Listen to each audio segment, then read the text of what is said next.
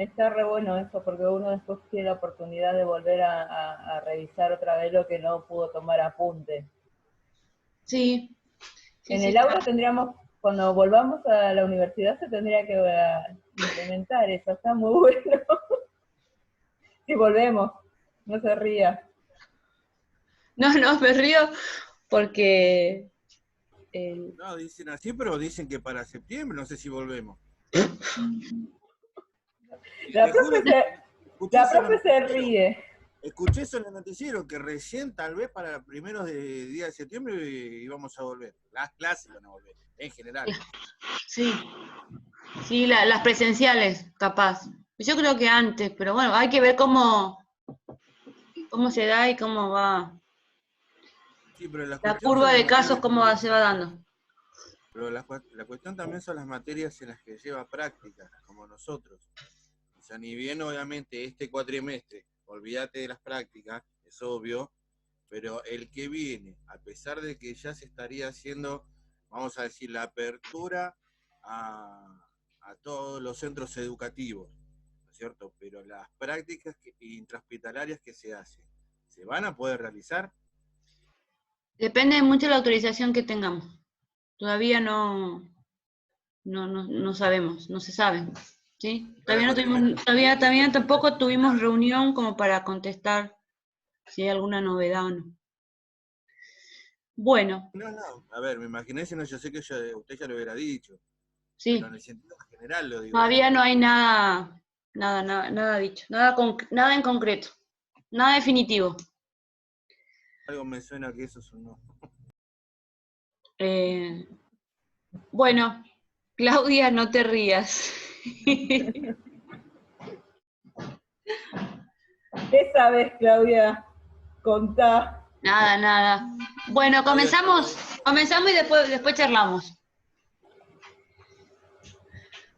Bueno, tocamos un poquito esta cuestión de el tema que vamos a abordar hoy, que hemos abordado ya lo que sería respiratorio. Y una de las cuestiones que aparecen muchas veces es el síndrome febril sin foco. O fiebre sin foco, lo llaman de las dos maneras, ¿no? Esta aparición del cuadro febril, ¿no? Siempre da respuesta a lo que sería a una respuesta de un mecanismo inmunológico, ¿no? La mayoría de los casos, ¿sí? Están dados por virus o bacteria, ¿no? Cuando se están replicando dentro del organismo como respuesta, ha saltado ya la segunda barrera de respuesta inmunológica, quiere decir que está dentro del organismo y se ha activado el sistema de complemento, y una de las cuales que caracteriza que la presencia del cuadro febril. Muchas veces en niños, el cuadro febril sin foco comienzan con fiebre y no se sabe de qué foco es, hay que buscarlo muchas veces, ¿no? ¿Sí? Si son por causa de microorganismos patógenos, ¿no? Estos microorganismos ya saben cuáles son. Bacterias, virus, ¿sí? Parásitos, hongos, micosis.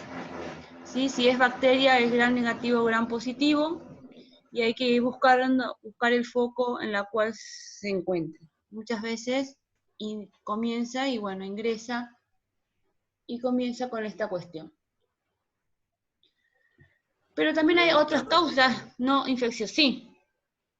Cuando es bacteriano se hace un cultivo para verlo. Sí, ahora vamos a verlo. Sí, ahora vamos a tocar el tema. Pero también hay otras causas que no son infecciosas, ¿sí? Que pueden ser metabólicas, que pueden ser ambientales, ¿sí? Puede también disparar lo que sería el aumento de la temperatura. Autoinmune, ¿sí?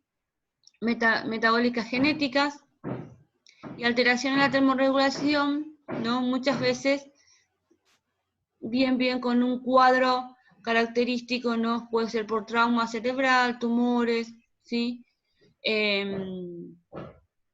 El hipotiroidismo también, porque aumenta su metabolismo basal, hace que queme más calorías y aumente, ¿no?, lo que sería la temperatura. ¿De qué parámetro estamos hablando? ¿No?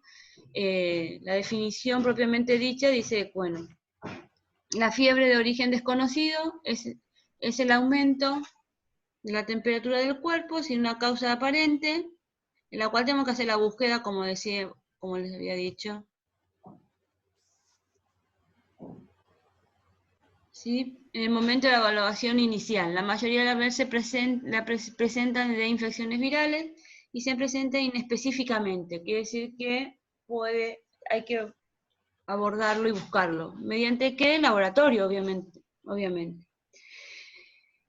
Y arrancamos, por ejemplo, con la temperatura, los marcadores de temperaturas, como puede ser subfebril o febril, que es a partir de 38 en adelante. ¿Podemos llegar a tener temperaturas muy altas? Sí. Por lo general, cuando son bacterianas y son microorganismos muy, muy agresivos, aumenta la temperatura considerablemente y se sostiene. Quiere decir que no lo puedo bajar. Quiere decir que comienza con una temperatura alta de 38, 40 algunos, ¿sí? Y muchas veces no podemos llegar a ese 37,5, 37 y mucho menos 36,5. Así que quiere decir que es sostenido. Por lo general la temperatura cuando es viral es más fluctuante, quiere decir que hace sus picos y disminuye. ¿Con qué se relaciona lo que sería el aumento de la temperatura? Como mecanismo de defensa es lo que hace, quiere cambiar el clima a lo que sea el microorganismo que ingresó y aumenta la temperatura para poder combatirlo. Quiere cambiar el ambiente. ¿Cuándo es que sube? Cuando se están replicando.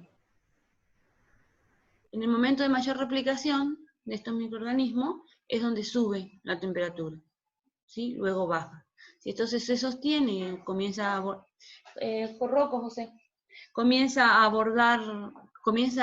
hacer más carga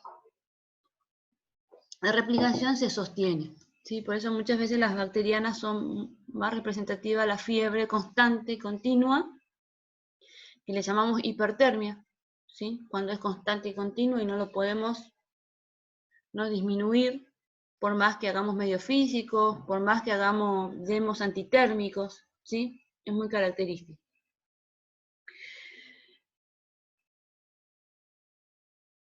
Para que no se me vaya.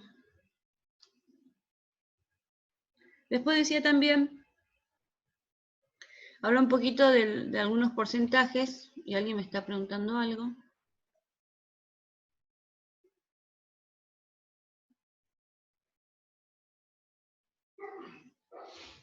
No. Está preguntando Fernando Flores. No.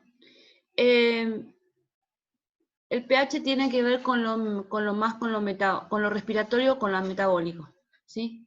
Solo puede tener fiebre, después se verá, depende de qué foco sea, ¿sí? Se verá si puede ser. La mayoría de las veces, y en esta época invernal, todas las patologías que vimos anteriormente se da en niños, se da lo que sería en la época invernal. Por eso es que puntualicé bastante lo que serían las afecciones respiratorias de las vías bajas, ¿sí? Si es de foco respiratorio y le cuesta obviamente respirar, obviamente que va a estar, no solo que va a presentar dificultad respiratoria. ¿Vieron que yo les mandé a ustedes la dificultad respiratoria? Sí. ¿La valoración? ¿Sí? ¿Sí o no?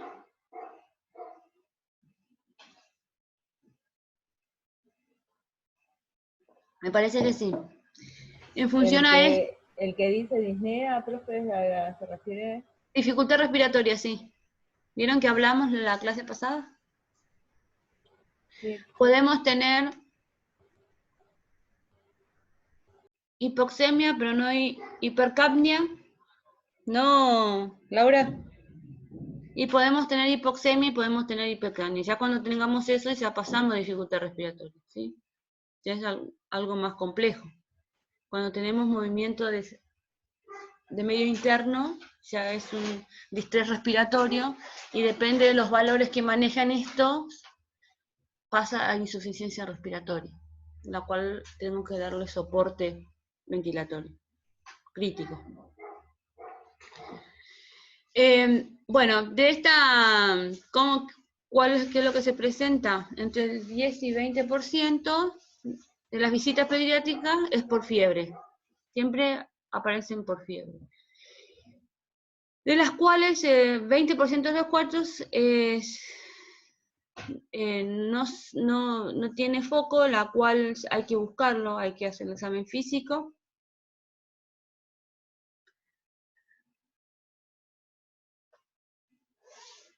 Por lo general hay más incidencia en la época invernal, muchos son de foco respiratorio.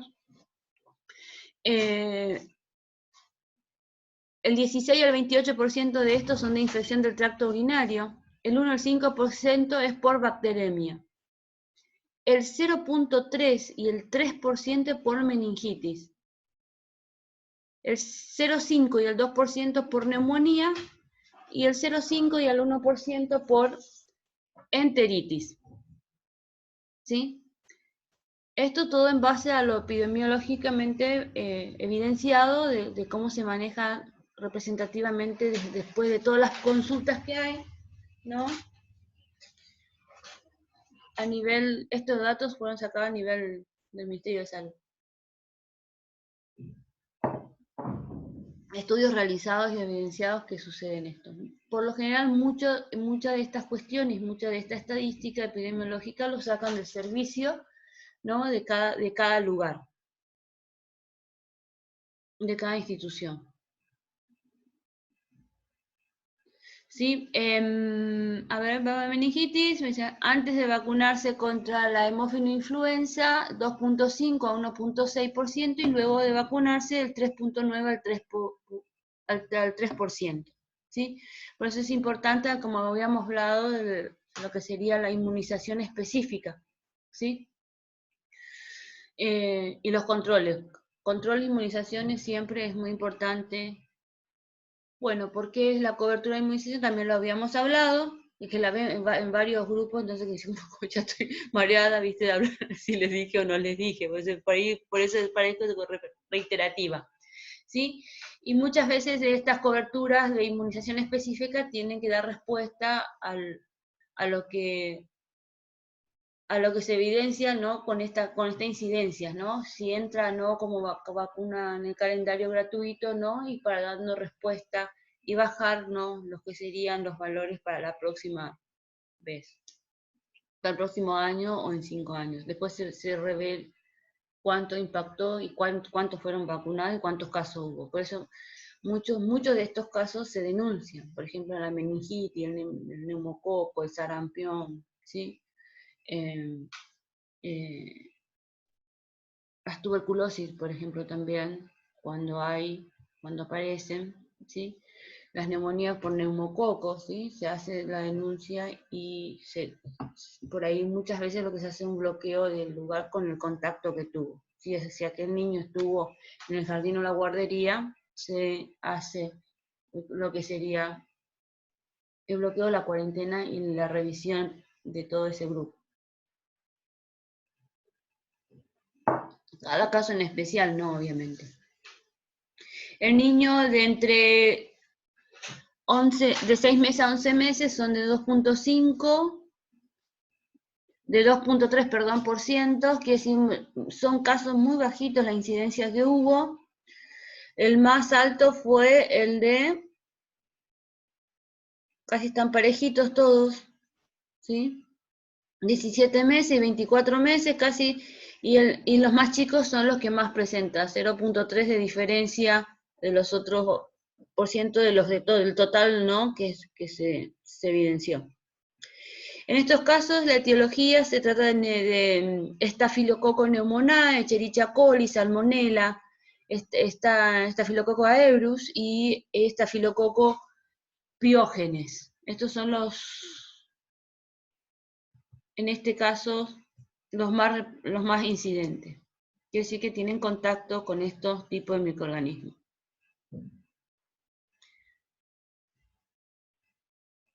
A ver, en cada lugar o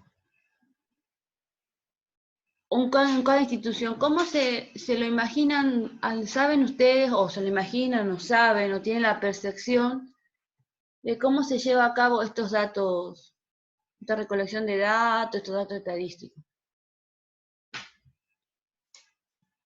Por la cantidad de pacientes que entran en los hospitales.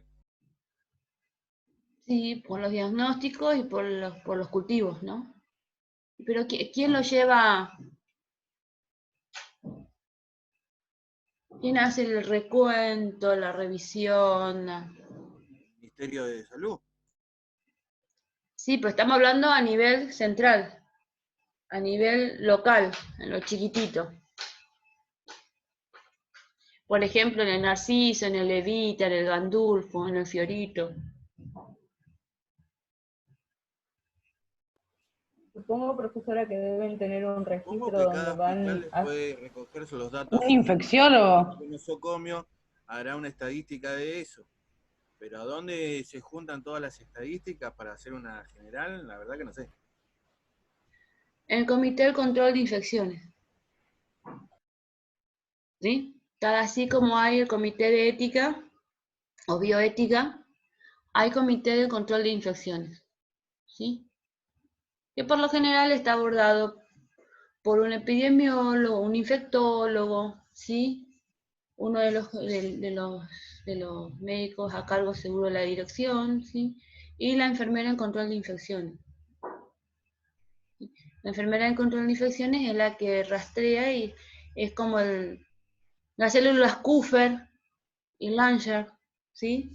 Periférico, que van detectando y van viendo, ¿sí?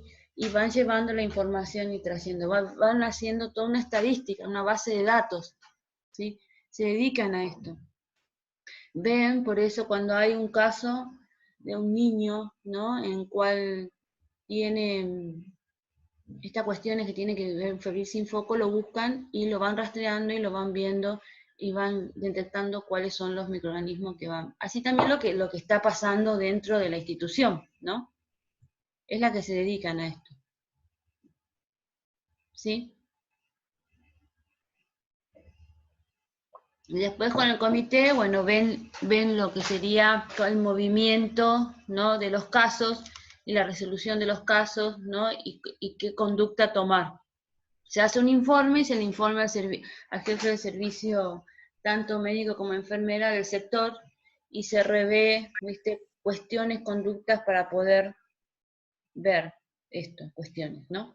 Por eso muchas cuestiones de estas están protocolizadas y le bajan un protocolo, qué hacer, cómo hacer, ¿sí? Qué utilizar. ¿Estamos? No solo miran el lavado de manos, sino que tienen estas cuestiones y el recuento y lo que sería la base de datos en sí de estas cuestiones. Es toda una especialidad para hacer. Bueno, de etiología, infecciosas, virales, bacterianas, parasitarias y micóticas. Ahí tienen siempre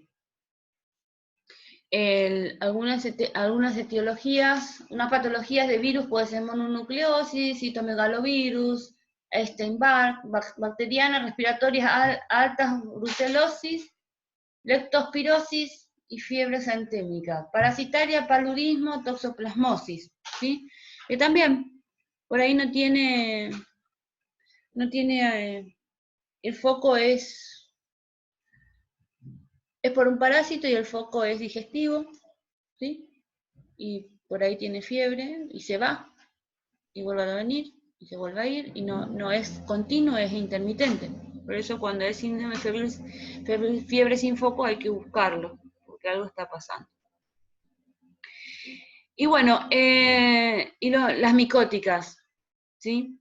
Neoplásicas, por ejemplo, leucemia, enfermedad de Hodgkin y neuroblastomas. Neuroblastomas estamos hablando a nivel del sistema nervioso central, ¿sí?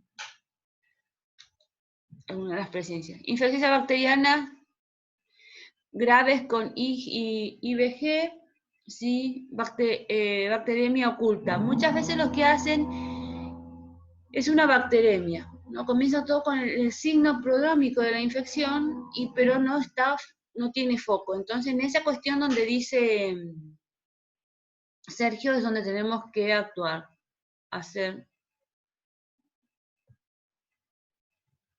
esta cuestión. Infección de bacterias de IgM, infección del tracto urinario, más en nenas que en nenes, meningitis, neumonía lobular.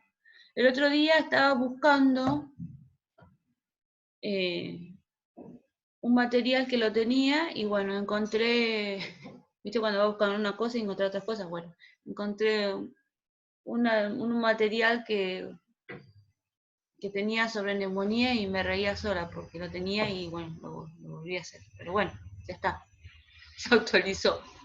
Inmunitarias, el lupus eritematoso, otra fiebre de medicamento en la enfermedad de Kawasaki, ¿sí? Disfunción del sistema nervioso central, diabetes insípida y fiebre simulada. Puede pasar, por eso hay que buscar el foco e identificarlo.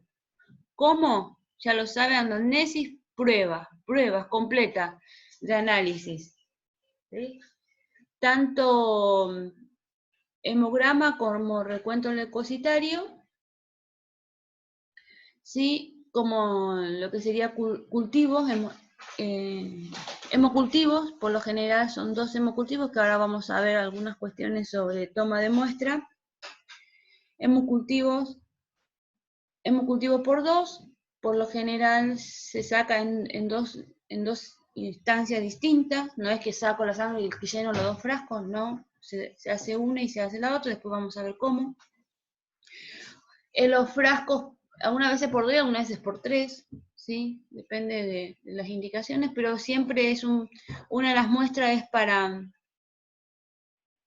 lo que serían microorganismos aeróbicos y otros anaeróbicos, por eso tienen ese medio de cultivo que tiene adentro los frascos de hemocultivo. Luego lo que sí vamos a hacer también es la orina, sedimento urinario y orina completa. ¿Sí?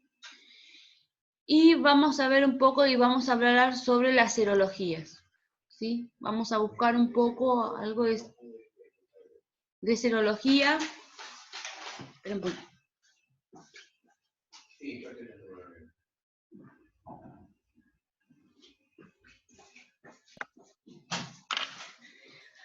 Profe, Sí. ¿puedo preguntar? Acá ¿sí? Yo leí que decía que había que hacer la prueba de Mantoux. ¿La prueba de Mantoux no era para ver las alergias? No, la prueba de Mantoux es para ver la reacción a lo que sería la BCG. Ah, listo. ¿Sí? ¿Vieron cuando, justo ayer estuve dando sistema inmunológico? Cuando la inmunización, después si quieren les mando. Los que cursaron conmigo, creo que adultos tienen sistema inmunológico. Creo que ya lo habíamos hecho así de esta manera. La respuesta de la inmunización puede ser natural o puede ser específica. En este caso, lo que nosotros hacemos con la hepatitis B y con la TBC, que sería la tuberculosis, ¿sí? Es hacer inmunización específica, inyectar, inocular, ¿no? Lo que sería el antígeno, ¿sí? Esto puede ser muertos o vivos atenuados, ¿sí? Depende de la agresividad del microorganismo, ¿sí? Cuando hagan una especialización en vacunación o algo así, lo van a ver más profundamente, se ve qué tipo de vacuna es y qué tipo de microorganismo es. En la cual lo que hago es al inocular lo que sería el antígeno, lo que el cuerpo dispara dos mecanismos, ¿no? En la cual la detección, una que son los leucocitos B y el otro los T, ¿sí? Los B lo que hacen es, tratan de tener memoria y tratan de producir, ¿no? Anticuerpos, cosa que lo tengamos Y en cuanto detectan, si vuelve a ingresar, en cuanto lo detecta, lo va a tratar de combatir mucho más rápido que cuando no tenga anticuerpos, ¿sí? Eso es lo que están buscando, ¿no?, con este nuevo microorganismo que apareció, que es el COVID-19, que no lo pueden encontrar. También lo mismo con qué otro virus que no se puede. SIDA. El HIV. El HIV tenés uno, por ejemplo. Sí. No hay forma, tratan de buscarlo y lo siguen investigando, y lo que no se puede, porque ¿qué pasa? Este virus, en especial el HIV, invaden lo que serían las células, los linfocitos T, que son los que producen la defensa mucho más rápido. Si la B hace memoria, pero no, ni siquiera ni memoria hace. Lo invade tan rápido que lo bloquea, ¿sí?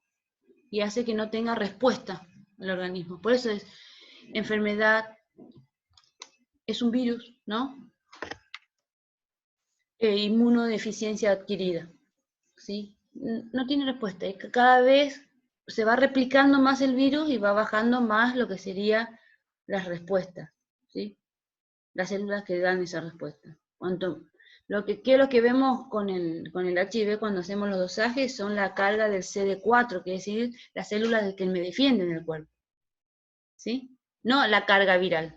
Por ahí sí también se puede hacer la carga viral. Pero dice, cuanto menos tenemos, quiere decir que más se están replicando, ¿sí?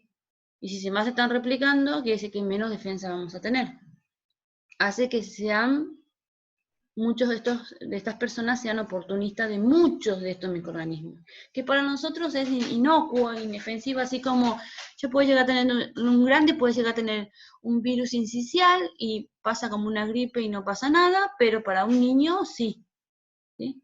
Pero para un paciente, para una persona que tenga, ¿no?, esta enfermedad de base, es bastante, puede ser bastante agresivo, ¿sí? La mantúa entonces se usa para ver lo que sería la reacción o si tuvo contacto, ¿sí? ¿Estamos? Después le mando las mediciones de la mantúa y todo lo demás. Bueno, hemocultivo, bueno, la serología, hemocultivo, coprocultivo, serología viral, inmunoglobulinas, ¿sí? Todo lo que se refiere a lo que sería a lo inmunológico, ¿sí? Elige A, elige E, elige A, elige H, elige M, ¿sí? Para ver la carga. Y la radiografía de tórax es por si tiene TBC. Y si tiene neumonía, ¿sí?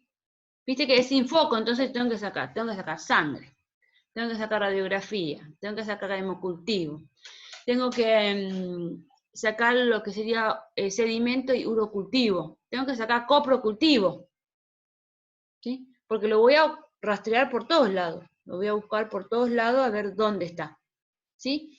Y así también parasitológico, faltó ahí. Perdón, disculpe. Sí. Dijo, lo que uno tiene que hacer es sacar sangre, radiografía, cultivo, ¿y qué más? Cultivo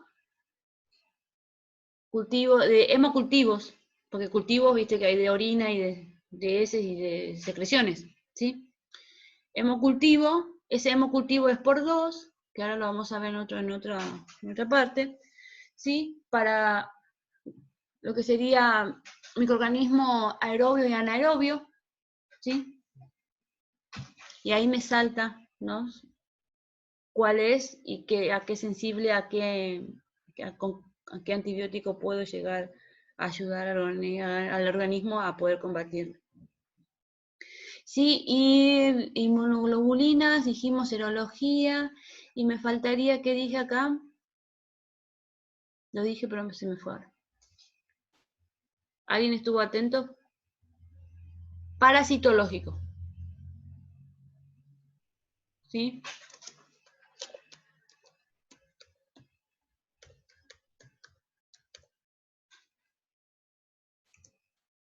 ¿Y cómo es lo último, el parasitológico?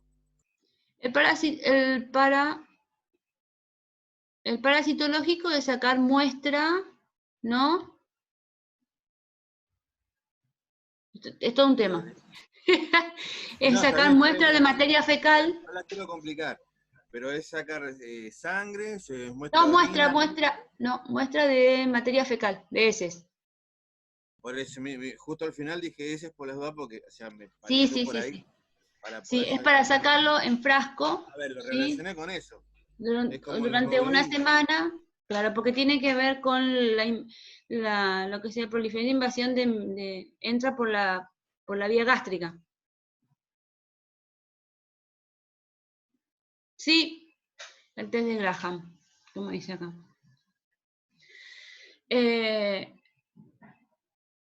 Es sacar muestra de toda una semana, ¿no? Y por la mañana temprano, lo que se le hace, ¿no? Anteriormente depende de qué es lo que tengamos en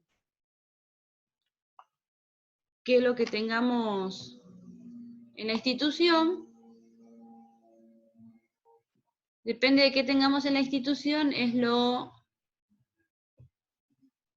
muchas veces es lo que a la mañana temprano, por la mañana, se le pasa lo que sería un adhesivo en la parte de, si es niño, en la cola, para ver si, y se pega en un plástico para ver si tiene, porque por lo general a la noche, y muchas de estas cuestiones tienen que ver que le pica la cola, ¿sí?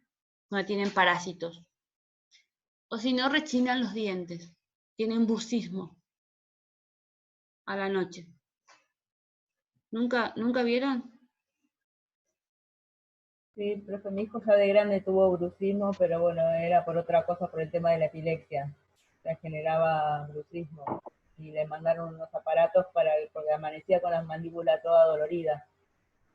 Sí, pero por lo general los chicos se sienten que no lo hacen habitualmente cuando uno los mira a la noche, ¿sí? O si no le pica la cola, ¿sí? Se levantan porque durante la noche son donde comienzan a moverse, porque se mueven y por ahí muchos de estos pueden salir por lo que sería el tracto anal, ¿sí? Por el orificio, perdón, el tracto digestivo, y sale por el orificio anal. Algunos escapan por la periferia del ano. Por eso que muchas veces se le hace la prueba a la mañana temprano para buscarlo, ¿sí? Se lo manda al laboratorio y bueno, ellos lo que lo analizan y lo ven en el microscopio para ver qué tipo de parásito es. Hay algunos que son y algunos que son bastante importantes. Bueno. Academia Argentina.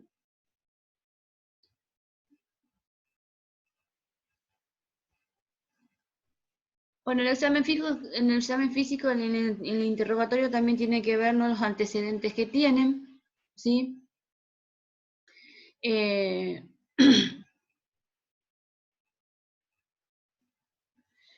la cual uno, cuando presenta lo que sería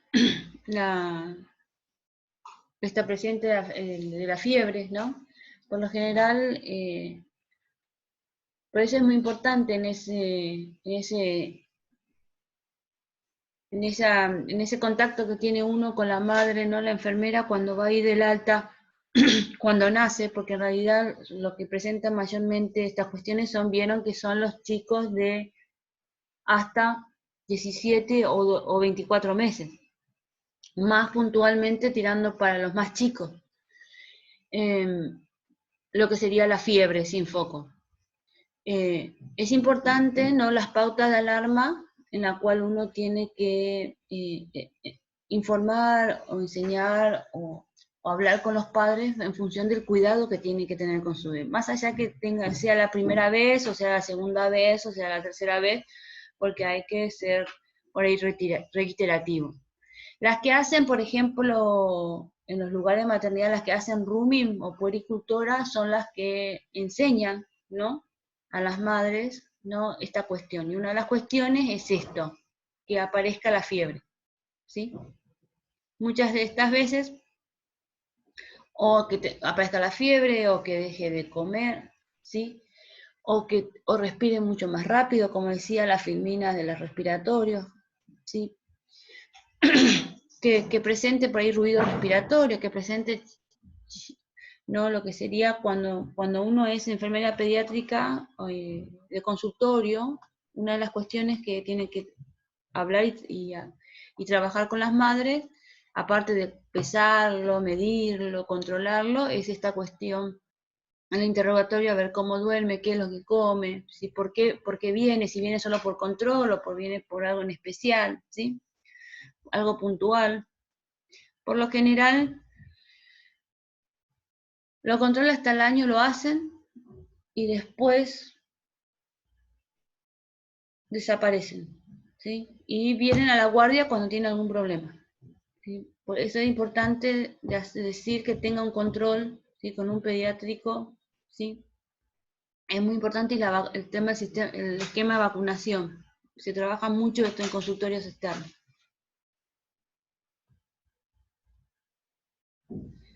Bueno,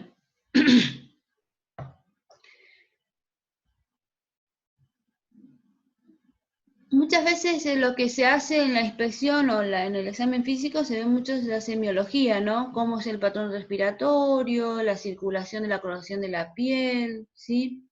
La piel en sí, si presenta algunas cuestiones, características de mancha, resequedad, ¿sí? En neonatos, por ejemplo, en neonatos siempre, si son nacidos de pretérmino, que tuvo contacto mucho más tiempo que los otros con lo que sería el cuidado de la asistencia dentro de una institución, que se puede llegar a asociar con infección asociada al cuidado de la salud, que dice que estuvo un tiempo más internado que los otros. Vieron que ahora apenas nacen 24, 48 horas, se van. Si están todo bien, se van a la casa.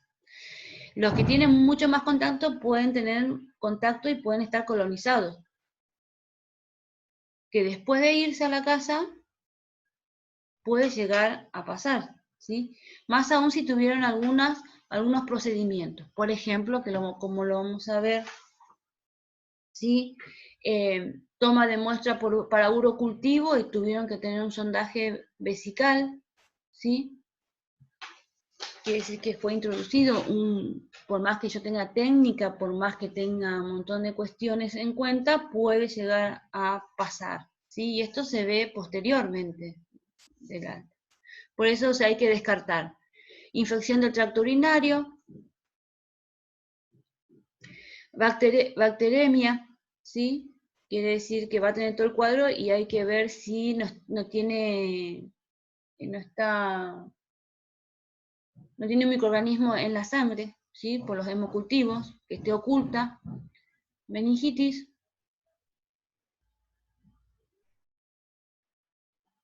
¿Sí?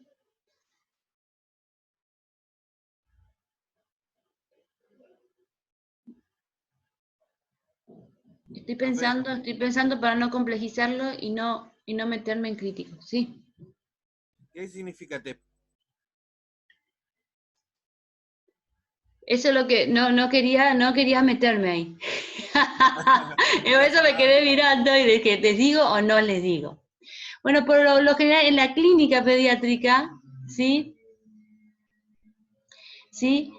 En la clínica pediátrica nos vamos a quedar con la clínica pediátrica y lo otro está mencionado, ¿sí? Pero tiene que ver con algo un poquito más crítico, ¿sí? Sea un poco más complejo. Pero básicamente para la semiología clínica pediátrica es la infección del tracto urinario, la bacteremia, ¿sí? Que tenga un microorganismo oculto en sangre o que esté colonizado, ¿sí? En algún lugar, ¿sí? E incluso la meningitis, ¿sí? El recién nacido, sea prematuro, sea de término, e ingresa con un foco febril un signo febril sin foco, sí o sí se va a hemocultivar por todos lados. Se va a buscar hasta punción lumbar. ¿Sí? Sí o sí. Acá dice, lactantes menos de 3 meses, el 20% fiebre sin foco, ¿sí? Menor de 38, infección del tracto urinario, ¿no? Muchas veces son las de mayor predisposición son las nenas, pues ya saben por qué, porque bueno, tienen los genitales más expuestos y la higiene tiene que ver mucho de esto, es otra de las cuestiones que hay que trabajar con las madres antes de que se vayan, en la higiene genital, ¿no? Tanto en nenes como en nenas, ¿sí? Puntualizar Claro, de qué manera y en qué las forma. niñas, profe, en las niñas es más difícil. En mi caso, a mí me pasó que yo tuve el primer embarazo con un nene, la segunda una nena, y cuando le pedí a la enfermera que me ayudara a higienizarla, me dijo, pero si vos ya sos mamá, ¿no sabés cómo hacerlo? Pero o sea, el primero fue un varón, es Es totalmente diferente. distinto. Sí, Pero sí. me chocó la forma en que me contestó, pero si ya sos mamá. Uh-huh. Sí, sí, sí, es totalmente distinto. Es totalmente distinto, es verdad. Y acá vieron que dice varones, que no es normal que presenten en varones, ¿sí? Por ahí puede llegar a tener algunas cuestiones del tracto urinario de ellos que hace que retroceda, ¿no? Y se produzca esto. Por eso hay que evaluarlo y por eso también, o sea nene, o sea nenas, urocultivo, sedimento y urocultivo va a tener. Hay que hacerlo. De 2 al 4% Escherichia coli. Galactia, Staphylococcus aureus, en bacteriemia oculta. ¿Sí? El del 1 al 5% de alto riesgo de infección bacteriana aguda. ¿Sí? Y en lactantes de entre 3 y 36 meses, la primera causa de infección es el tracto urinario. Mayor en niñas y menores en nenes, como dice acá. Staphylococcus neumonía, a pesar de la introducción del Prevener 13, aparece igual, ¿sí?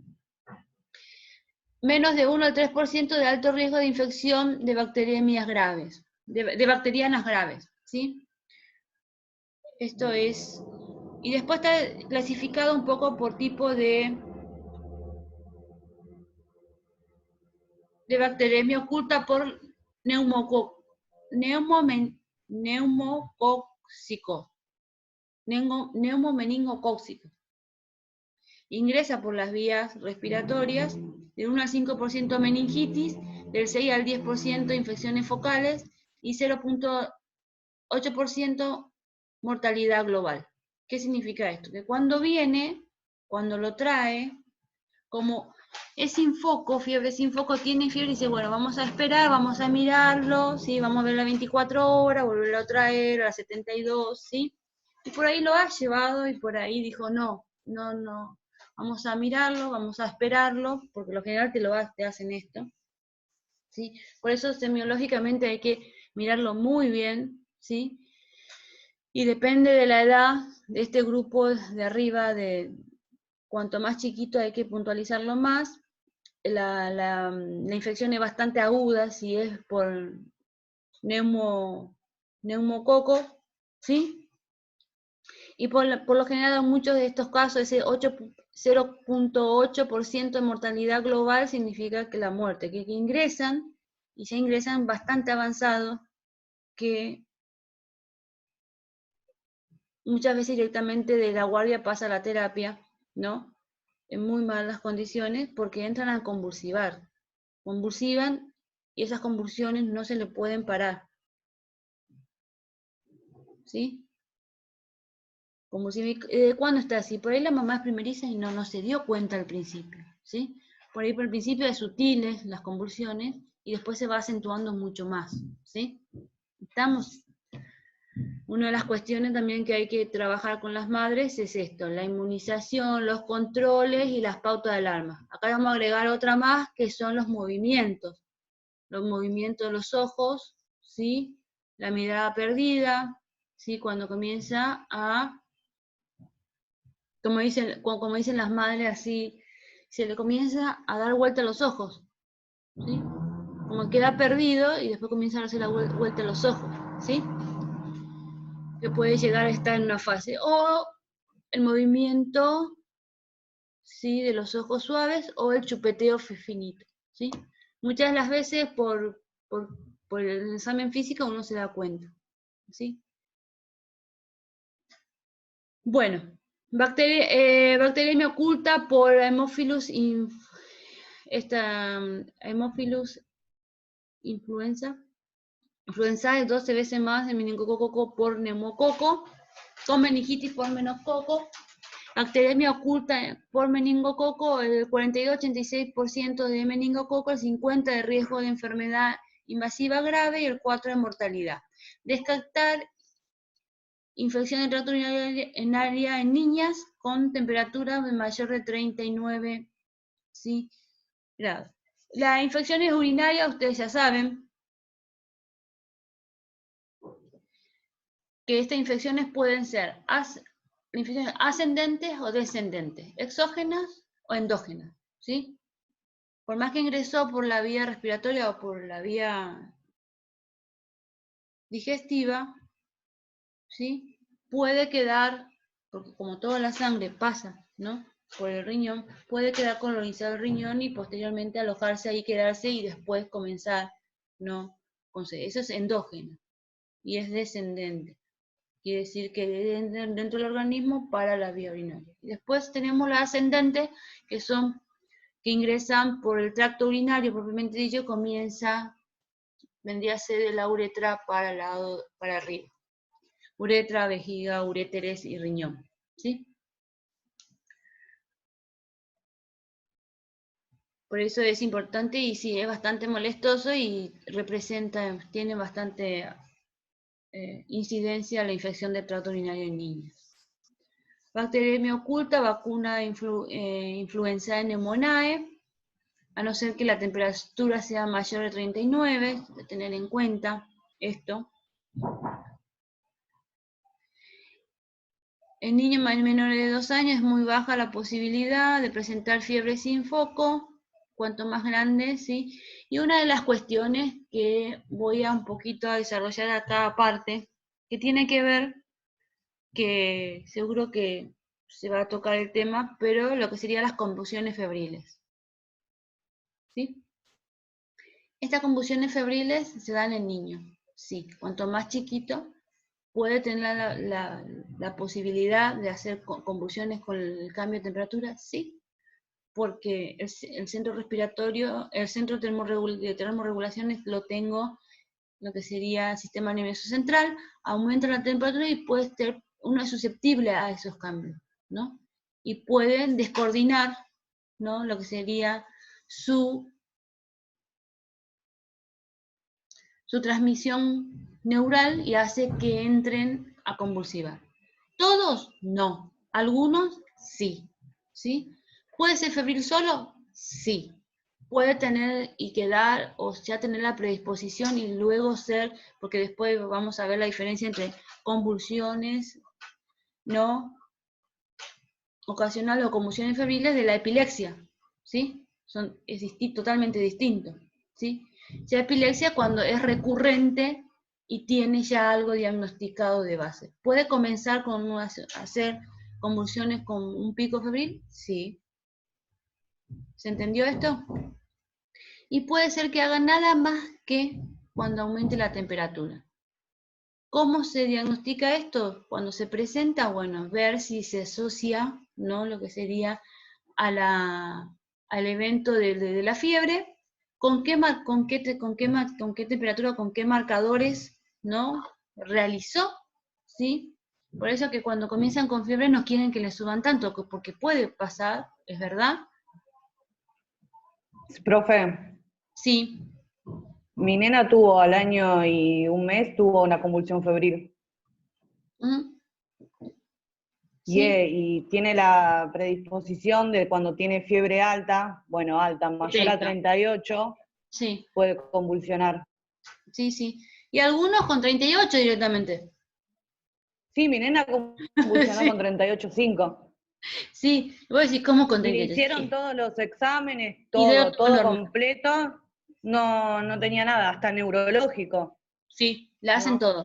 Le hacen resonancia, tomografía, ¿Sí? electroencefalograma, le homocultivan, le sacan sangre, ven si es metabólico, si le hacen todo un panel, no. Tiene que ver nada más Sí, que con esa el situación. neurólogo me dijo que ya tiene la predisposición de cuando tenga fiebre que puede convulsionar. Sí. Son por ahí lo que también se evidenció, que posteriormente dice que se estudian, y hay un estudio muy bonito que lo ven, que posterior a estos chicos que tienen la predisposición, ¿no?, a ese estímulo de comenzar a hacer descoordinado su actividad conductora neuronal, ¿no? Y esto se lo representa en el cuerpo, ¿no? Tanto puede ser, porque como todo el sistema es neuromuscular, es decir, músculo y nervio, por eso es que comienzan a ser descoordinados los movimientos, ¿sí? Puede ser sutiles, puede ser bastante importante, ¿sí? Puede ser nada más que sea estimulado, pero quería decirte también que hay estudios científicos que se evidenció que estas personas que tienen esta afinidad, así como aquella que tiene el broncoespasmo, cualquier cosita tiene el broncoespasmo y no pasa a ser más que eso, el broncoespasmo, y pasa. En este caso, que tiene que ver con las convulsiones así febriles, posteriormente que se ve que tienen un IC bastante elevado. Tienen una predisposición intelectual bastante alta. Quiere decir que su procesador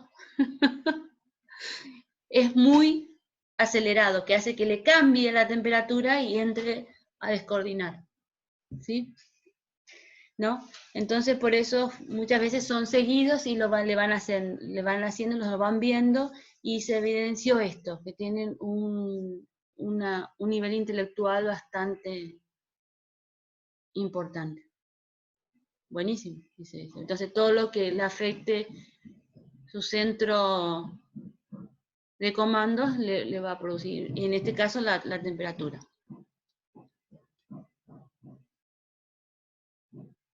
No, cuando son febriles, por eso, cuando son febriles, por lo general no se da anticonvulsivante, porque no son, los anticonvulsivantes se utilizan cuando son crónicos. ¿Se entendió esto? Son febriles, se le baja la temperatura y se le estudia. Por eso se trata de que no le eleve, y seguro que la compañera, ella está muy acostumbrada a esto, solo antitérmico, ¿sí? Y que no le suba. Por eso es como tener un foco en cuestiones. Y hay signos también previos al aumento de la temperatura, ¿sí? El color el cambio en la coloración de la piel en el niño, los ojos vidriosos, que están más callados, más quietos, ¿sí? Algo está por pasar, ¿sí? Paso a seguir, le tomo la temperatura a ver qué le pasa, ¿sí? Cuando son más chicos son mucho más complejos. Bueno, diagnóstico, prueba de diagnóstico, dije, procalcitan, estamos hablando no de influenza pneumoniae, hemograma. ¿Qué es esto? Me van a preguntar. Sergio, ¿sabés qué es esto? Debe ser algún estudio de calcio. No. ¿Puede ser? ¿Vieron como el PCR? Que todos hablan del PCR, la multiplicación de lo que serían, ¿sí? Está el PCR, está los leucocitos, ¿sí? 21 PC totales, este es el PCR, este es raquídeo, ¿no? La calcitonina es la que se dispara mucho más rápido cuando yo tengo una meningitis, que el PCR y que los leucocitos, ¿sí? Por eso muchas veces se le pide para descartar. Como es febril sin foco, vamos a descartar todo, ¿sí? Entonces en sangre se pide procalcitonina, ¿sí? La infección bacteriana es lactante. Quiere decir que esto, cuando es bacteriano, se dispara mucho más rápido, ¿sí?, que el PCR y los leucocitos blancos. Por eso es que en lactantes, ¿no? Por eso en niños, por eso se lo utiliza bastante. ¿Y el Bueno, FCF qué significa? es parecido, se ve también la replicación total, pero se lo busca en el líquido cefalorraquídeo. ¿Sí? Para el líquido cefalorraquídeo creo que está más abajo, ¿sí? Se saca 2 muestras. Y también se ve el color. Uno cuando punza lo que sería, para sacar lo que sería la punción lumbar, para sacar lo que sería el líquido cefalorraquídeo, se le ve, debe ser cristalino y transparente, ¿sí? Si uno saca bien la técnica, puede haber sangre, sí, porque obviamente que está vascularizado y si al introducir, o bueno, en realidad lo hace el médico la punción, pero al introducirlo cuando es traumático, puede llegar a salir un poco de sangre. ¿Qué pasa? Como está en una cavidad cerrada, cuando cuando lo punza, sale automáticamente el líquido, ¿sí? Puede salir un poco así, sí. Y dicen, esperen que se lave. Se lava unas 2, 3, 4 gotitas y después comienza a salir. Y la característica del líquido es muy importante. Si yo veo un líquido, ¿no?, tirando más oscuro o amarillo, es porque tengo presencia de microorganismo en ese líquido cefalorraquídeo. Se saca 2 muestras, 2 tubos en tubos estériles secos y se manda al laboratorio, ¿sí? Uno es para química y otro es para cultivo, ¿sí?, para ver qué hay. Y en esta química es donde viene esto, ¿sí? Tratamiento, bueno.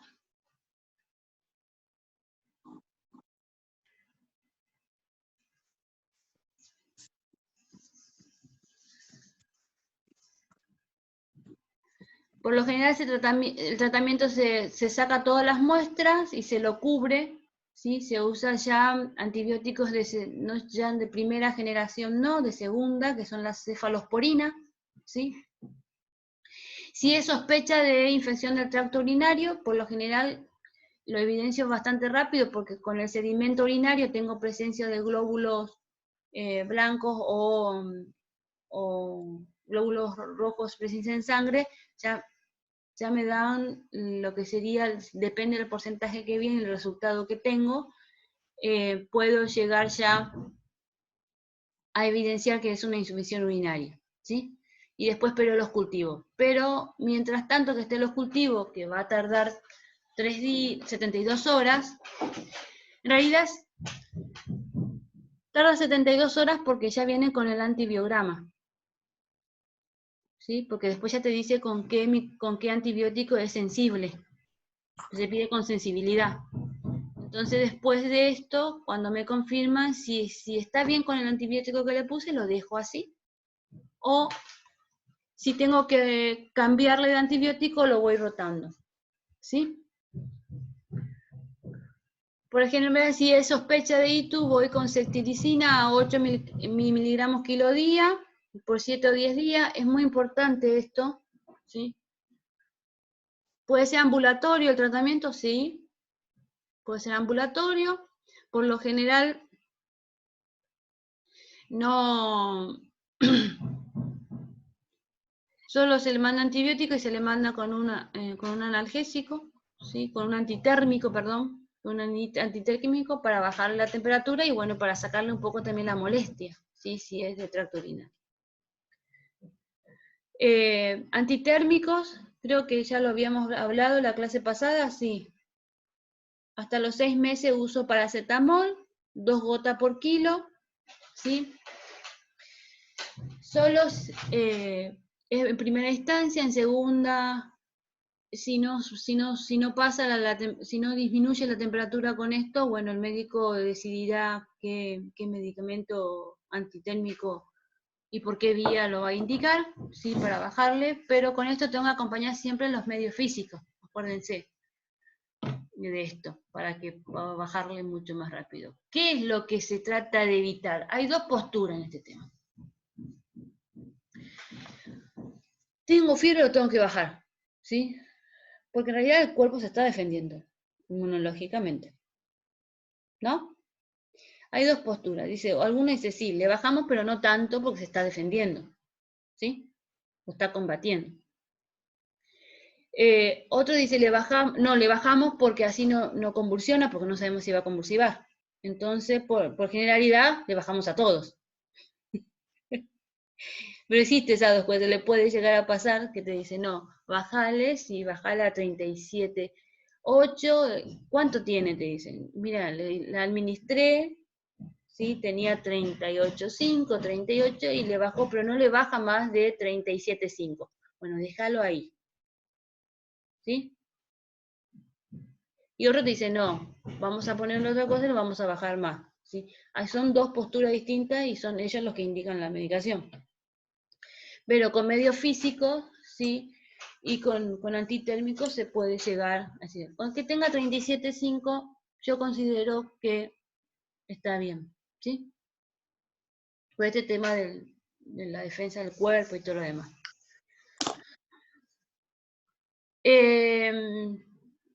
Paciente, si aumentan los leucocitos y sin aumento de neutrófilos, ¿qué significa esto? ¿Vieron de las células del recuento leucocitario? ¿Se acuerdan cuáles son las células de la serie blanca?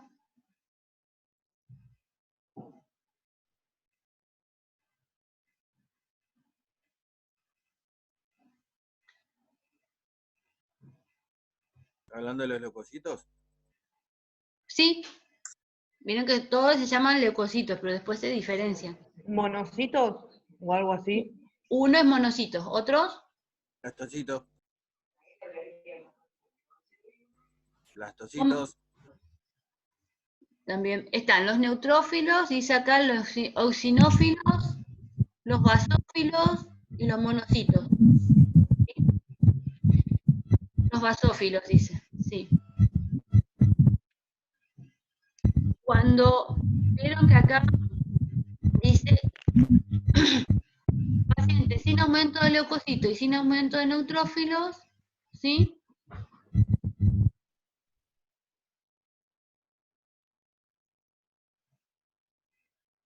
Se da antitérmicos, ¿sí? Y se ve. Porque si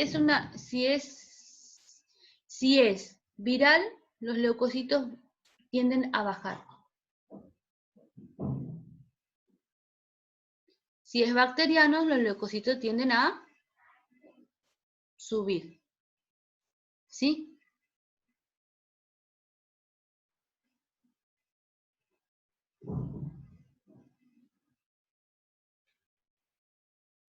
Sí. Los leucocitos tienden a subir considerablemente, ¿no? Cuando son bacterianas. Y si son virales, disminuyen. ¿Sí? Y está re mal, está con fiebre y te dice, no, es algo viral, hay que esperar. Y sí, hay que esperar. Alzate. ¿Cómo? Ah, no le está hablando al hijo. Si es bacteriano, bueno, siempre va a ser triazona, ¿sí? Si queda internado y por lo general los chicos hasta los 6 meses, vendría a ser de 29 días a un mes a los 6 meses, por lo general cuando les sucede esto, quedan internados para control y seguimiento porque son los más expuestos y los que pueden llegar a presentar, ¿no? En fase aguda, más complicaciones. Se cubre con ceftriaxona, ¿sí? Y en niños de menores de un mes se cubre con AMPI más cefotaxime endovenoso, ¿sí? Y se espera el cultivo hasta que venga. Paciente sospecha de virus de herpes, ¿sí? Se da aciclovir. Le decía que depende si es bacteria, aumentan los leucocitos, sí, los neutrófilos, específicamente, los que van a convertir más rápido. Si tengo proceso alérgico, ¿cuál sube?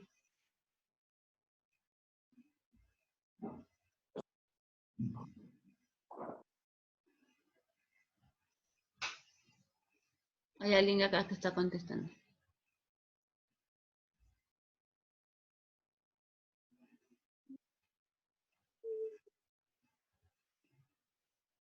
Leucinófilos, es verdad, están aumentados. Vieron que hay un porcentaje que se redistribuye. Bueno, cuando tengo proceso alergígeno y comenzó, ¿no?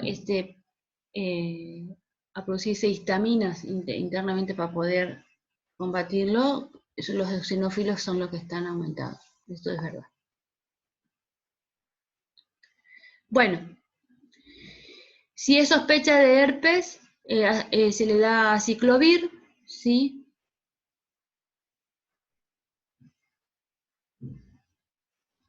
Según prescripción médica, ¿no? Pero más o menos ahí ya le puse que son 60 miligramos por kilo día, cada 8 horas. Según los diagnósticos posibles, los problemas posibles que yo puedo llegar a presentar es, bueno, fiebre, riesgo de hipertermia, infecciones, excitación psicomotriz, ¿sí? Y riesgo de convulsiones febriles. Lo voy a encontrar.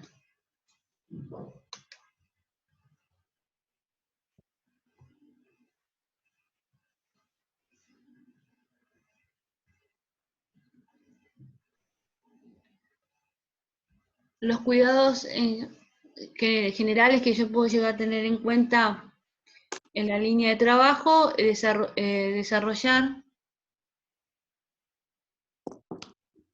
desarropar,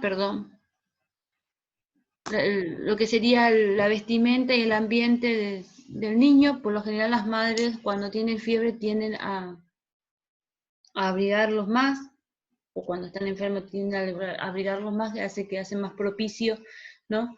Lo que sería el aumento de la temperatura. El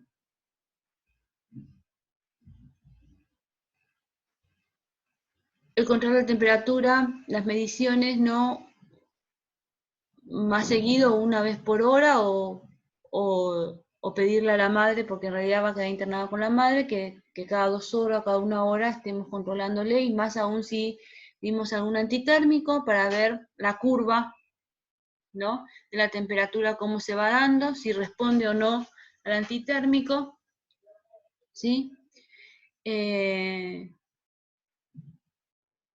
Medidas, por ejemplo, medios físicos, lo que sería el baño, paños fríos, ¿sí? Esto en realidad para bajarle rápidamente y sostenerlo en 37,5 más o menos, hasta para no tratar de evitar lo que serían las convulsiones febriles, más en los chiquititos, en los pequeños, en los pequeños. Identificar mediante exhaustiva valoración lo que serían las causas posibles y los factores de riesgo, ¿sí? Generar un ambiente cálido sin corrientadas de aire, porque obviamente que en el invierno es bastante complicado ese tema. La temperatura ambiental favorable y seguro del niño. Muchas veces en las salas de pediatría, cuando es en el invierno, como es invierno, hay temperaturas centralizadas y estamos con los ambos, sin nada. Y en realidad también ellos tendrían que tener también la ropa liviana, ¿no? Una remera, un body finito, ¿sí? Y no arroparlos tanto, ¿sí? Y si la temperatura está muy alta, uno se da cuenta, por ahí tenemos termómetros ambientales en la cual podemos llegar a controlarlo, ¿sí? En las habitaciones, por ahí algunos tienen por separados, ¿no? Cuánto pueden llegar a tener. Las madres siempre tienden a poner en 30, ¿sí? En la época invernal. Y decirle que con un 24, 26 estamos bien, ¿sí?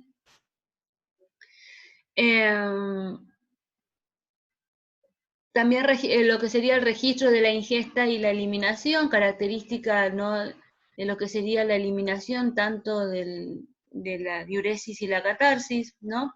Tenerlo en cuenta. ¿Cómo hago esto?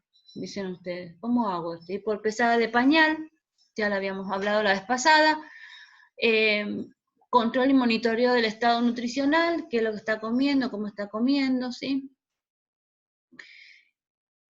Si el niño más pequeño, bueno, lactancia exclusiva, ¿no? Obviamente, y el niño más grande, ¿no? Ver lo que sería la ingesta de líquidos vía oral también, porque si está con este proceso de temperatura va a necesitar líquidos porque va a ir perdiendo bastante por pérdidas insensibles para tratar de estabilizar y compensar lo que sería el aumento de la temperatura, ¿sí? Entonces hay que hidratarlo y ver también esta cuestión. No vigilar el estado de hidratación. Establecer actividades recreativas de acuerdo a la edad del niño. Sí, esto es fundamental porque si es un niño chiquito, bueno, pero cuando es un niño grande como que se complica el tema, ¿sí?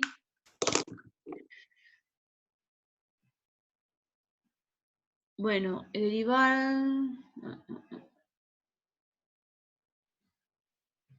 Por lo general, cuando ingresan un niño y cuando es menor de 3 meses con fiebre sin foco, ¿no? Se le hace todos los estudios y muchos de estos depende de los resultados, ¿no? Y de las causas, si no son infecciosas o son los otros tipos de causas, lo que se hace es se le hacen derivar y se le manda a una institución de mayor complejidad para realizar y seguir el tratamiento y los estudios diagnósticos.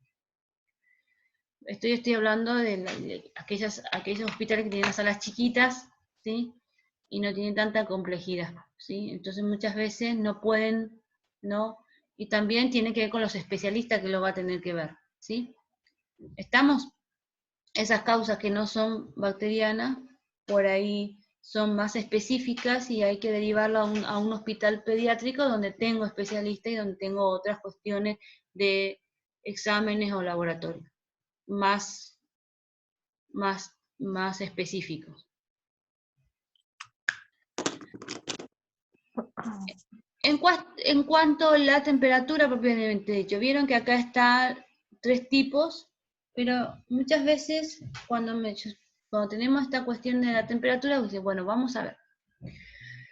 Hay una cosa fundamental, la temperatura axilar y la temperatura rectal. En muchos chicos hay que hacerlo para ver la diferencia que existe, ¿sí? ¿Cuánto es la diferencia en un adulto entre la axilar y la central y lo que sería rectal?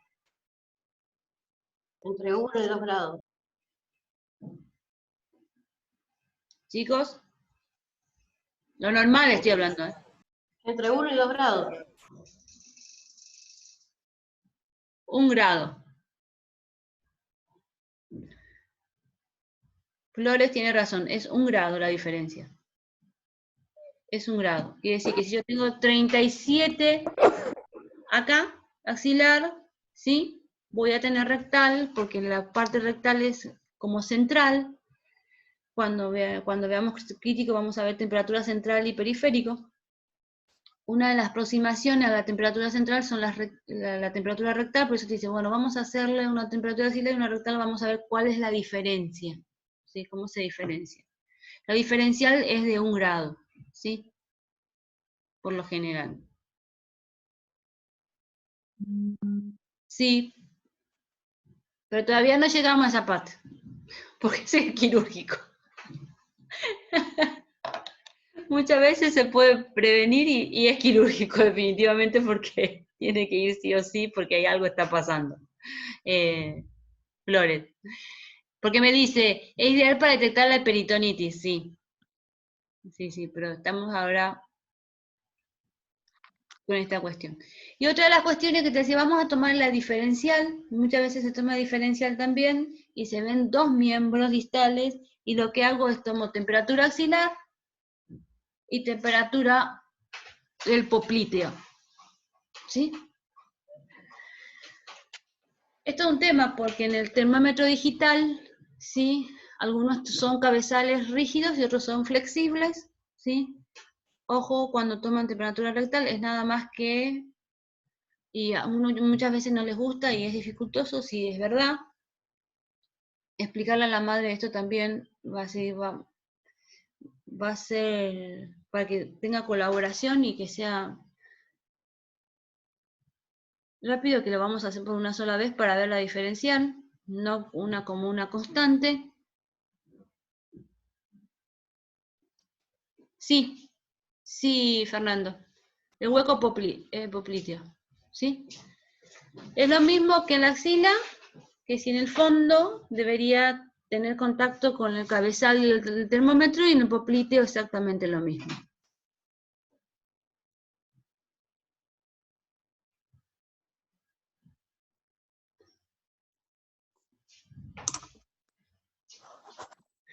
Es indistinto.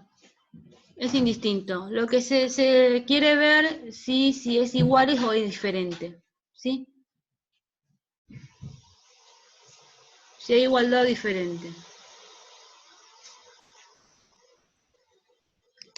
Es indistinto, tanto el derecho como el izquierdo. No hay diferencia. Ahora, si vos me decís la tensión arterial, te voy a decir que sí, capaz que sí. ¿Sí? Pero es también para reverlo. ¿Sí? Por eso vamos a tomar la diferencia. Por ahí está con una temperatura muy vasocontraído a nivel periférico, que central tiene temperatura y los distales no tengan temperatura. ¿Sí? Acuérdense que estamos también en invierno. Por efecto vasomotor puede estar, ¿no?, con mucha contracción a nivel distal periférico, y tiene que ver también la coloración, la temperatura de la piel, tiene que ver el relleno capilar, ¿sí?, la perfusión distal. Ah.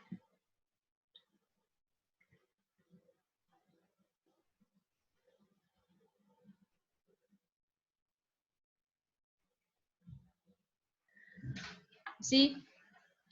Tiene que ver un montón de cosas. Entonces, para que sea fidedigno, muchas veces sí, es verdad, ya sabemos cuál es el termómetro más,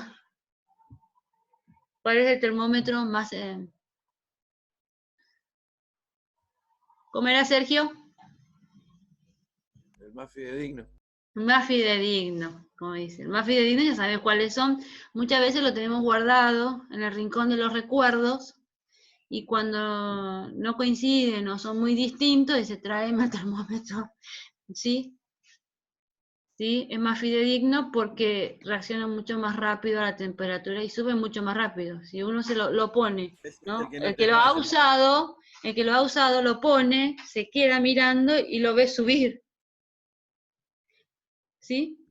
No es que lo pone, se va y después lo pone. No sé.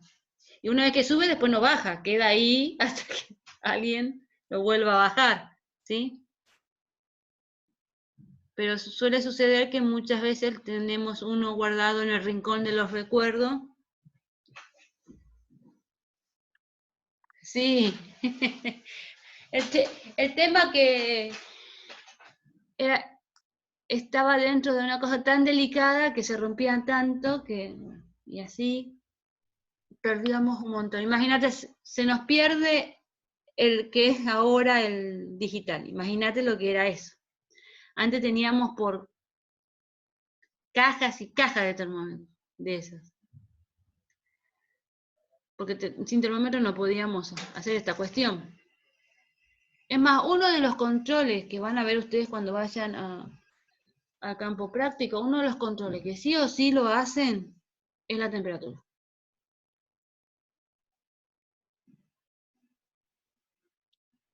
O me van a decir que no. Cuando fueron a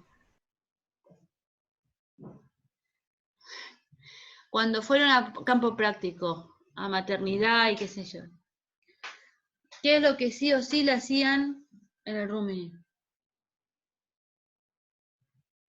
Sí, le tomaban la temperatura, lo vi eso en Materno 1. Sí, la temperatura sí o sí. Bueno, en pediatría la temperatura sí o sí. ¿Sí? Y sí o sí. Después lo que sería la frecuencia respiratoria, la saturación y la frecuencia cardíaca lo usa con el saturómetro y ya está, ahora es más fácil. Ustedes todos tienen saturómetro. Sí. Ah, qué bueno, ¿eh? Eso es una cosa. Esta es una cosa. Y lo que sería la temperatura sí o sí. El saturómetro con la frecuencia cardíaca, solucionado el tema. ¿Sí? Y lo que nos faltaría es la tensión arterial, que también, por lo general, no les voy a mentir, en el sector de pediatría clínica se le toma la tensión arterial a aquellos pacientes, sí o sí, a los que son los pacientes con alteraciones renales y lo que tenemos balance hidroelectrolítico. ¿Sí? Pero se debería tomarles a todos. ¿Sí? Pero es muy difícil tomarle a un niño la tensión arterial. Sí. La frecuencia también y la respiratoria Yo también. intenté con mi nena y no hubo caso. Sí, es difícil. No, a ver, para ocultarlo no había problema. O sea, uno lo puede hacer de una manera tranquila, siempre y cuando lo tranquilices al chico, ¿no? Que esté durmiendo tranquilo, porque te ve venir. No, lo que nunca vi es cómo se toma la TA. Ah, son los... ¿Qué es lo que utilizamos? Utilizamos el... Son los manguitos más chiquitos y en Sí, Neo los había tienen un... que ver... He visto en algunas fotos que sea, el manguito es más chiquitito, es más angosto, El pero nunca aparato vi es el que mismo. Sí.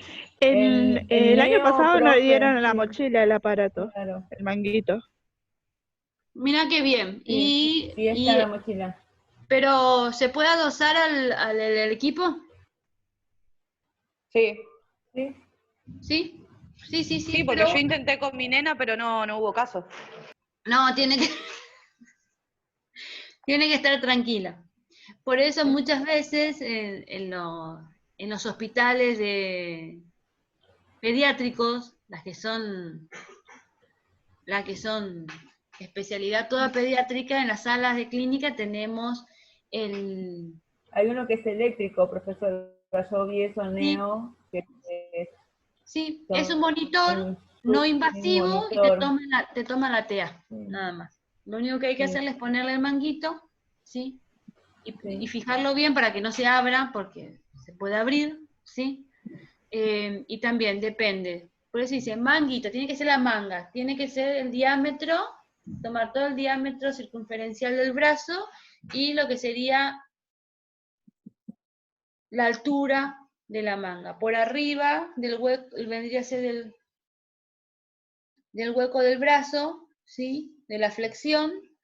Por arriba de esta tiene que quedar como una manga. Por eso se llama manguito, o mango, o manga, ¿sí? Y cada niño tiene su número. Los números más chiquititos son de Neo, y en Neo sí o sí se toma. En Neo sí o sí se toma. Por ahí en sala no tanto, pero sí la temperatura, sí o sí.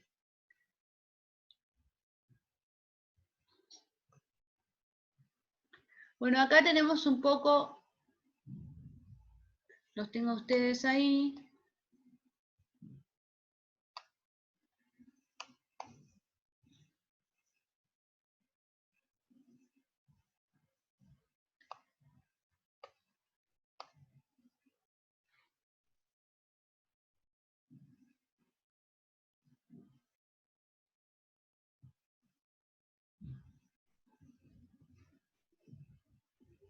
Un poco tienen como de resumen.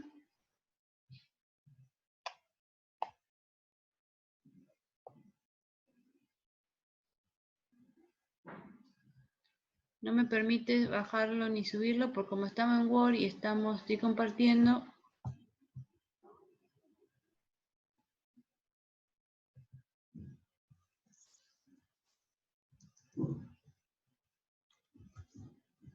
No me sube el cursor.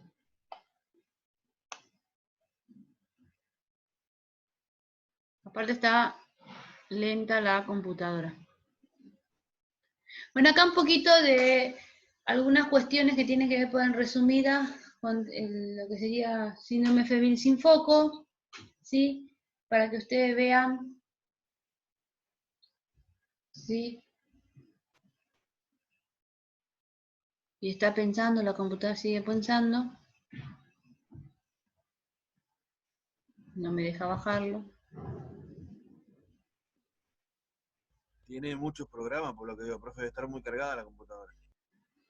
Sí, es el profesor. Muchos programas y abiertos. Pero bueno. Hoy ya fue un gran logro de entenderlo para poder bajarlo y abrirlo y hacerlo todo solita, como que yo tengo la mía y él tiene el de él, pero bueno. Bueno, acá tenemos un poquito de síndrome febril sin foco, ¿no? Con las etiologías que podrían ser. En forma resumida, me gustó mucho, lo encontré. Dije, esto le va a venir re bien, porque así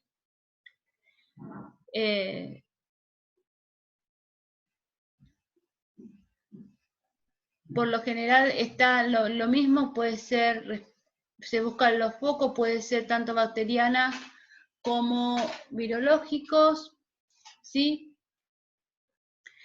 Las causas no infecciosas están por acá abajo, la patogenia cómo se da, ¿sí?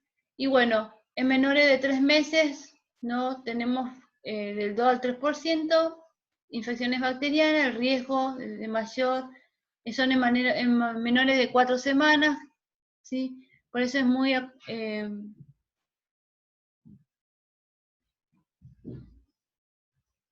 habla un poquito de algunas cuestiones que tienen que ver con algunos factores de riesgo, ¿no? Que se predisponen en ellos. Imagínense a un niño, ¿no?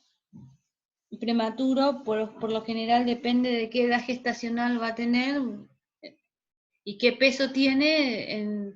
Hay muchos que se van rápidamente de alta, ¿sí? Más allá que no tuvo mayores complicaciones, pero sí pertenece al grupo de riesgo, más allá que tenga 35 o 36 semanas de gestación, hay que tenerlo en cuenta igual, ¿sí? Después le dice, sí, pues tiene 36 semanas y tantas semanas de corregida. Quiero decir que 36 más de una semana son 37 semanas, sigue siendo, más 2 semanas son 38, quiere decir que ahí recién como que sería de término. Muchos van contando las semanas de corrección, ¿sí? Y depende del peso que tenga también. ¿Se entendió esto? Bueno, el hemograma, el PCR, ahí está, no está la procalcitanina. En ellos sí se hace hemocultivo y la punción lumbar. Bueno, ya hablamos un poquito, bastante de lo que sería la meningitis. En este caso la bacteria de meningococo, de serología A, B, C y W, y puede ser, eso se lo evidencia por líquido cefalorraquídeo, ¿cuáles? ¿Sí? Esta enfermedad consiste en la inflamación de las membranas que recubre el cerebro, ¿sí? Está la meningitis y está la encefalitis. Ojo, ¿sí? Está la meningitis y la encefalitis, ¿sí? La meningitis bacteriana lactante es la que más se presenta. El resultado de la bacteria que ingresan por la vía respiratoria, ¿sí? Como la vía respiratoria tiene el torrente de salida, lo que sería la circulación menor y sale al sistema, y por lo general puede llegar a quedar en las meninges, ¿Cómo llega ahí? Bueno, se transborda, se traspasa, o puede quedar, ¿sí? Causas, ¿dónde lo pueden llegar a tener contacto? Y en la salida del canal del parto, por ejemplo,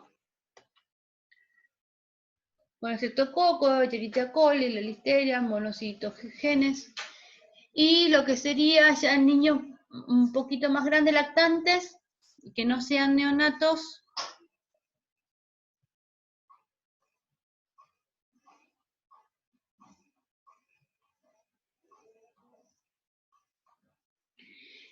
sí, en realidad, para contestarle un poquito a Flores, porque él dice traspasa la barrera hematoencefálica, es debido a si no solo la temperatura, sino que hay aumento también. Si yo tengo un microorganismo ahí, voy a tener un proceso inflamatorio. Si tengo un proceso inflamatorio, voy a tener aumentado lo que sería, voy a tener vasodilatación.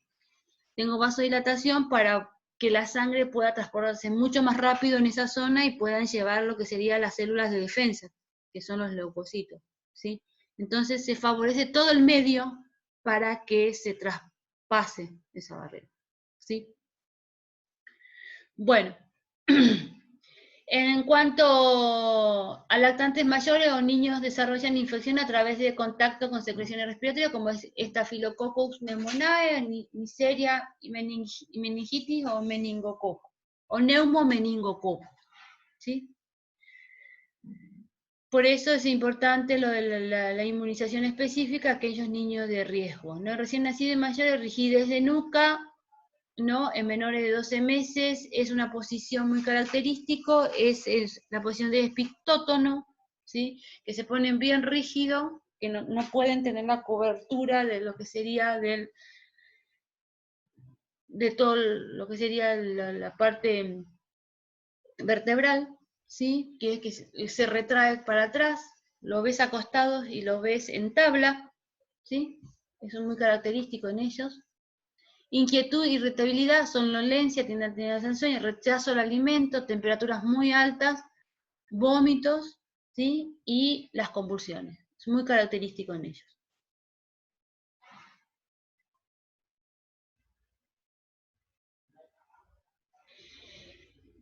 Un tercio de los recién nacidos que sufren, ¿no?, de convulsiones, el 25% recién afectados presentan fontanelas abultadas o tensas. ¿Vieron cuando yo hago el examen físico?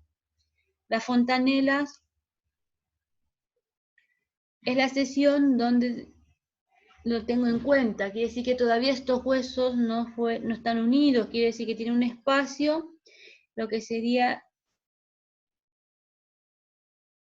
en la cabeza, en la cual uno tiene como medición para poder palparla. Si está tensa, abultada, quiere decir que tiene mayor líquido. Si está disminuido, quiere decir que tiene menor líquido. ¿Se acuerdan? La deshidratación también había. Los ojos hundidos, las fontanelas, ¿sí?, hundidas, ¿sí? En este caso tengo más volumen, más líquido. O está tan tensa. En menores de 3 meses pasan a estar sanos. En menores de 3 meses de estar sanos es bastante rápido el proceso, ¿sí? En el cual uno puede llegar a sospechar y llegar ya en condiciones bastante avanzadas y hay alta mortalidad. Por eso es importante la inmunización específica, ¿sí?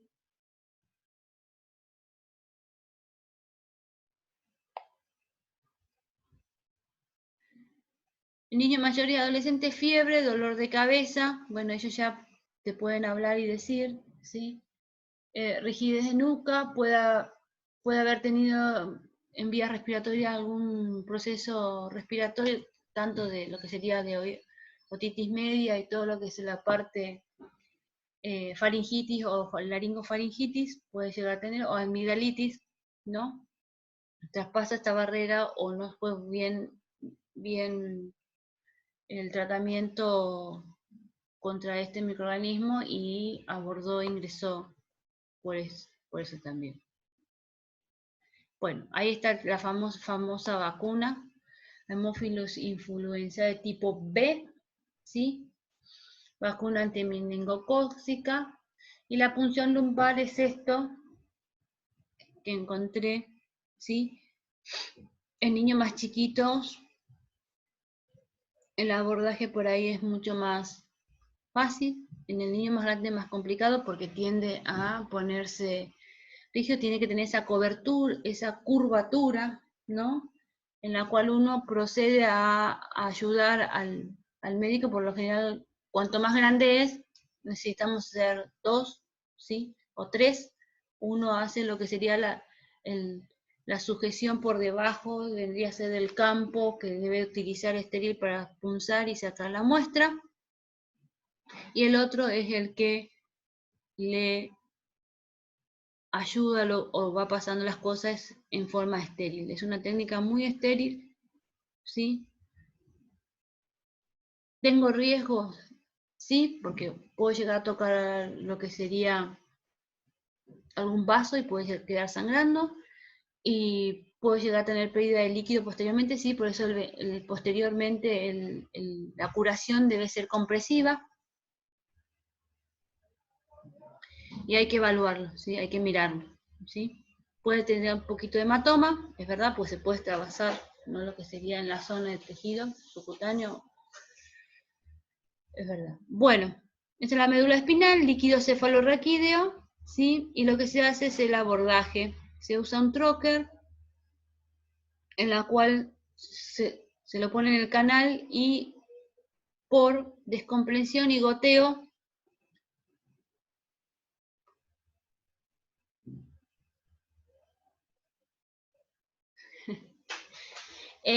por lo general, ahora te contesto, Elizabeth, ¿sí? Sí, cuanto más se mueve, puede ser más cruento. Eso es verdad. ¿Duele? Y sí, duele. Todo lo que punza duele, obviamente. Pero por lo general, la primera inoculación que hacen es una anestesia local, ¿sí? Sí. No sé si alguno se hizo eso, algo, una punción. ¿Alguien se sacó sangre alguna vez? Sí. Sí. Sí. ¿Alguien se hizo un procedimiento menor en la cual usó silocaína en su cutáneo? No. ¿No? Bueno, la silocaína, bueno, primero el pinchazo, ¿no? Es como una anestesia local, ¿sí? ¿No? Como una anestesia local en la cual que te inoculan, ¿sí? Para poder perder lo que sería la sensibilidad y el dolor. El dolor está en la piel, ¿sí? Entonces, inoculan la zona, ¿sí? Pero también pincharlo e inyectar, ¿no? En el tejido subcutáneo esa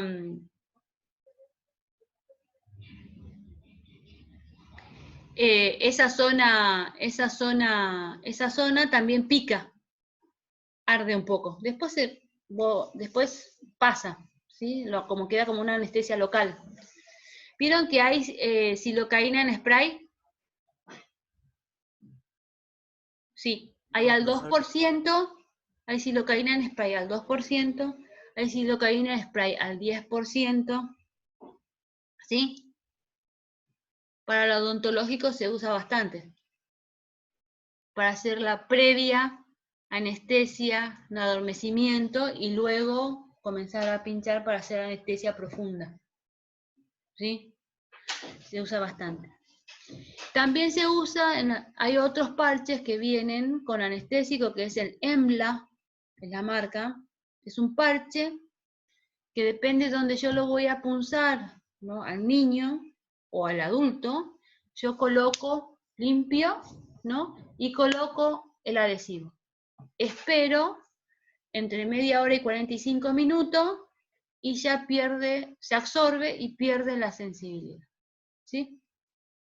Y también puede utilizarse para esto, pero como esto es un poco más rápido y más urgente, no puedo esperar 30 o 45 minutos. Por lo general lo que hacen es inoculan silocaína al 1% para poder anestesiar la zona.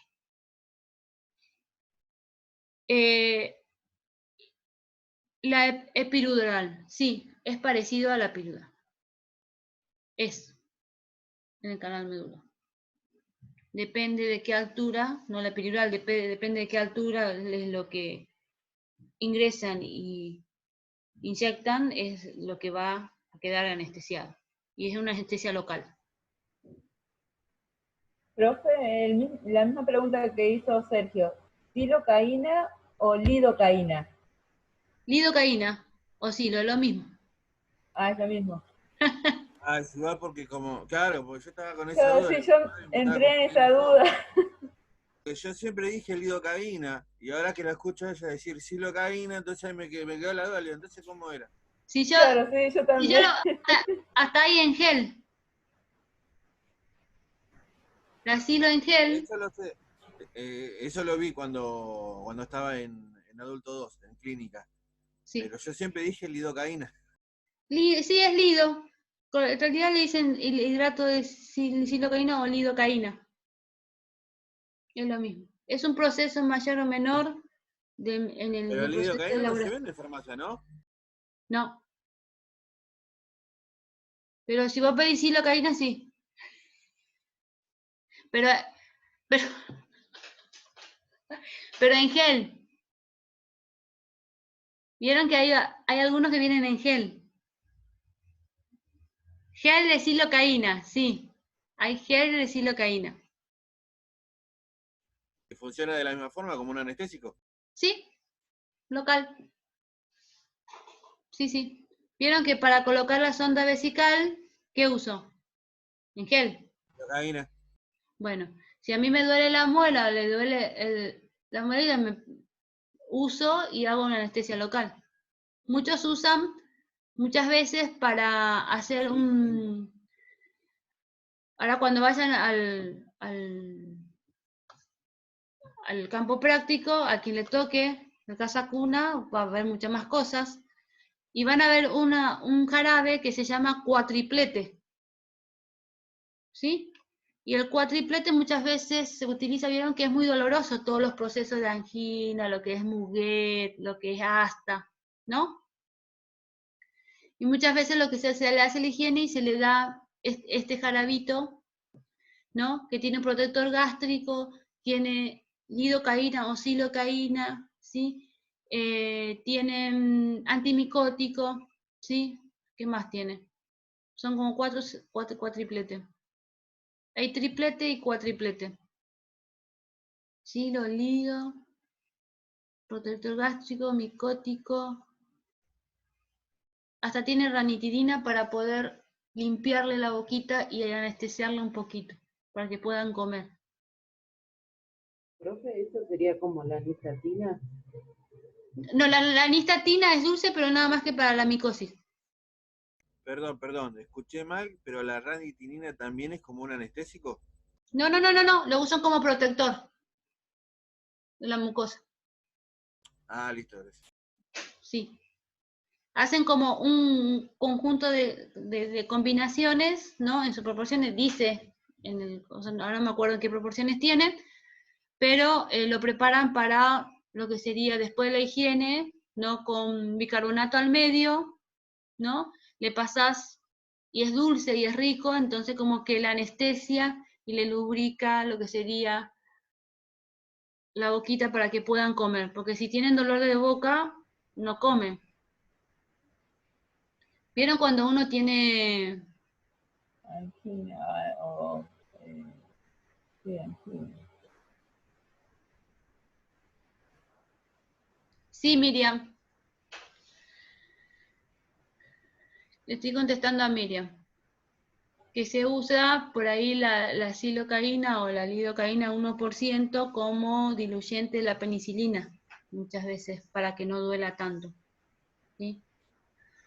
Pero en niños no se usa tanto, más allá de nada más que lo local o las inoculaciones, por ahí no se utiliza Por ejemplo, para colocar la sonda vesical no se utiliza silocaína, solo fisiológico para lubricar. Porque se absorbe en la mucosa, depende de la cantidad que ponga, y si yo pongo mucho de más, pues después cuando veamos la próxima clase vamos a hablar de los efectos de la silocaína. Por eso hay que usarlo con mucho cuidado. Bueno, se extrae lo que sería líquido cefalorraquídeo, análisis de sangre, diagnóstico por imagen, TAC, resonancia y ecografía. El tratamiento, ustedes... otra vez se me fue.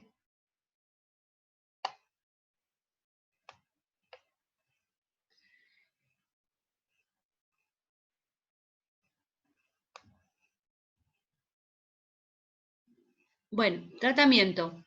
La punción lumbar, se administra antibiótico endovenoso según las indicaciones, ¿no? Por lo general se lo cubre contra gram, si es alérgico a la penicilina se usa la rifampicina. Se usa cefalosporina, la ceftriaxona de segunda generación y la ciprofloxacina para gram positivo y gram negativo. Después cuando están los resultados se ve, ¿sí? ¿Cuál